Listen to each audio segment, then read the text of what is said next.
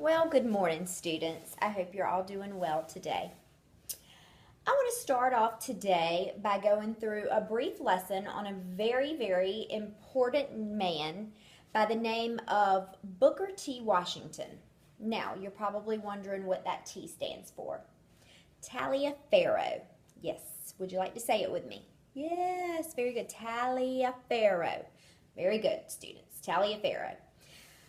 He was born with the name Booker Taliaferro. He was born into slavery. His mother was a slave, and we're not quite sure, unfortunately, who his father was. There were a lot of bad things that happened on plantations back in that time, and I believe that maybe something not so fortunate happened to his mother, and that's really all we need to say. We weren't sure who his father was.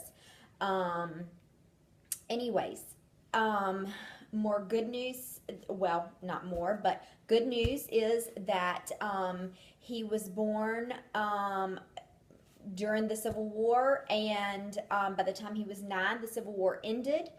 Slaves were freed by the Emancipation Proclamation, and he and his mother were free to go live wherever they wanted. They moved to West Virginia, where she married a man named Washington Ferguson. Now, again, he was not Booker T. Taliaferro Washington when he was born. He then picked up the Washington from his stepfather and dropped the Taliaferro and became Booker T. Washington at that time. Now,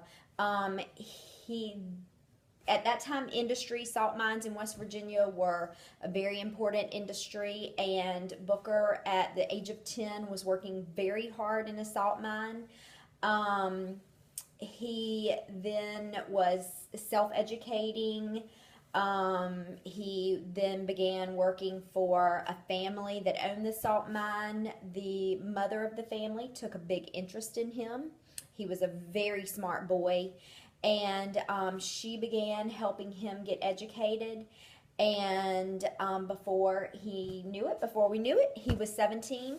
And I want you boys and girls to know that he decided he was going to go to college. And she helped him do this, the family that he worked for. And he walked 500 miles. Yes, he walked 500 miles to get to the college. It was the Agricultural and Industrial College.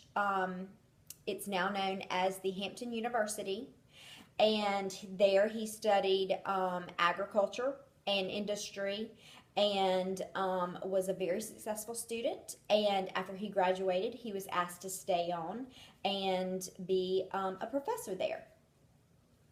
He did that for a year or two, and then he was approached, and he and another man, or a couple of other men, wanted to build more education, more colleges for African Americans in America. African Americans were struggling at that time. They had just been freed from slavery, but segregation and voting rights, and people were still not treating them as they should have been treated. They did not believe, a lot of white people did not believe that they should have the same education as white people. And so Booker T. Washington got together with another person and went to Alabama and formed what we now know as the Tuskegee Agricultural School in Alabama. And there was basically nothing there but some land. And he had about 300 students, and he and 300 students erected a beautiful building. And he and the students then formed the college. He believed in teaching the students that they should not worry about voting rights.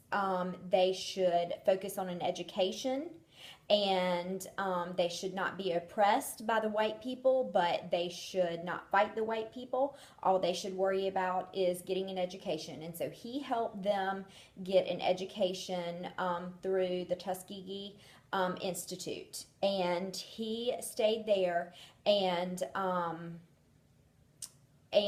led many African Americans to fight for their education and fight for entrepreneurship and better better ways to work in farming and agriculture and industry. He was an advocate to he was basically a liaison between whites and blacks. He felt like whites began to trust him because he wasn't pushing so much for voters' rights and things like that. He just wanted blacks to have the same rights and the same opportunities as whites to get an education. And he felt that if black people got an education, that they would rise up above anything that challenged them. And so Tuskegee Institute is still in Alabama today, and he co-founded it, and that is what he basically gave us to education. He trained many teachers and thousands of students through that institute. And that is why he is remembered as a wonderful educator and a wonderful advocate for civil rights for African Americans. Any questions?